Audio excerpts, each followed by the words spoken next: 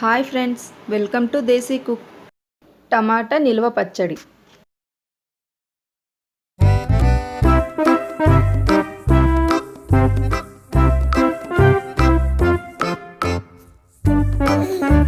ఇక్కడ నేను 1/2 kg టమాటా తీసుకున్నాను. ఈ టమాటాలని శుభ్రంగా 2-3 సార్లు కడిగి తడి ఏమీ లేకుండా ఆరబెట్టుకోవాలి. ఒక కాటన్ క్లాత్లో వేసి ఆరబెట్టుకుంటే సరిపోతుంది. ఇప్పుడు వీటిని పెద్ద పెద్ద పీసెస్ లాగా కట్ చేసుకోవాలి. చూడండి, ఇలా కొంచెం పెద్ద పెద్ద పీసెస్ లాగా కట్ చేసుకుంటే మనకు టమాటా గుజ్జు గుజ్జు కాకుండా గట్టిగా వస్తుంది. ఇప్పుడు 1/2 kg టమాటాకి 50 గ్రాముల చింతపండు కరెక్ట్గా సరిపోతుంది. ఒకవేళ చింతపండు మరీ పులుపుగా ఉంటే కొంచెం తగ్గించి తీసుకోండి. చింతపండులో నారలు పిక్కలు ఏం లేకుండా చూసుకోండి. ఇప్పుడు స్టవ్ పైన ఒక గిన్నె పెట్టుకొని అందులో 1/2 kg టమాటాకి 1/2 టేబుల్ స్పూన్ మెంతులు వేసుకోవాలి. ఇక్కడ నేను చెప్తున్న కొలతలన్నీ కూడా 1/2 kg టమాటాకేనండి. ఇప్పుడు ఇందులోనే 1 టేబుల్ స్పూన్ ఆవాలు కూడా వేసుకోవాలి.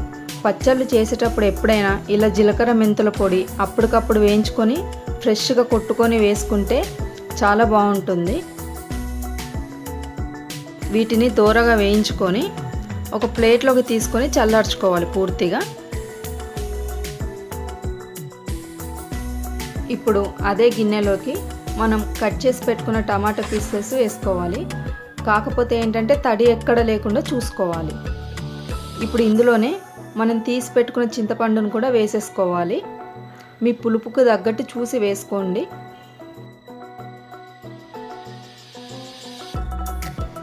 అలాగే ఒక 1/2 టీ స్పూన్ పసుపు. ఒకవేళ మీరు కేజీ కానీ 2 kgలు కానీ టమాటోతో చేస్తూ ఉంటే వీటికి డబుల్ క్వాంటిటీ తీసుకోండి. అలాగే ఇప్పుడు ఒక 1/2 టేబుల్ స్పూన్ ఆయిల్ కూడా వేసుకొని ఒకసారి కలిపేసుకోవాలి. ఇప్పుడు మూత పెట్టేసి టమాటాలు ఉడికించుకోవాలి. మధ్య మధ్యలో 1-2 సార్లు మూత తీసి కలుపుతూ ఉండాలి, లేదంటే అడుగంటిపోతుంది. ఇక్కడ చూడండి, కొంచెం మగ్గింది, టమాటాలో నుంచి వాటర్ కూడా వచ్చినాయి. ఇంకొంచెం మగ్గాలి. మళ్ళీ మూత పెట్టేసుకొని ఇంకొక 5 నిమిషాలు మగ్గించుకుందాం. మీకు ఈ వీడియో నచ్చితే ప్లీజ్ లైక్ చేయండి, షేర్ చేయండి, సబ్స్క్రైబ్ చేసుకోండి. ఇప్పుడు చూడండి, టమాటా మగ్గిపోయింది. ఇప్పుడు మూత పెట్టకుండానే ఇంకొక 5-10 నిమిషాలు దీన్ని ఉడికించుకోవాలి. మూత పెడితే మళ్ళీ ఆవిరి నీళ్ళన్నీ పడేసి మనకు టమాటాలు అంతా లూజ్ అవుతాయి. అందుకనేసి మూత పెట్టకుండా ఇంకొక 5 నిమిషాలు ఉడికించుకుందాం. ఇప్పుడు చూడండి, టమాటా పూర్తిగా ఉడికిపోయింది. ఇప్పుడు దీన్ని దించేసి పూర్తిగా చల్లారనివ్వాలి.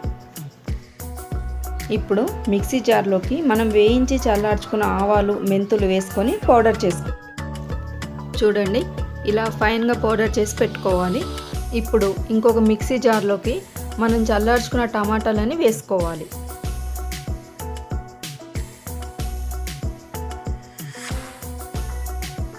ఇప్పుడు ఇందులోనే 1/2 kg టమాటాకి 50 గ్రాముల కారం కరెక్ట్గా సరిపోతుంది. 50 గ్రాముల కారం అంటే ఒక కప్పు కారం వస్తుంది.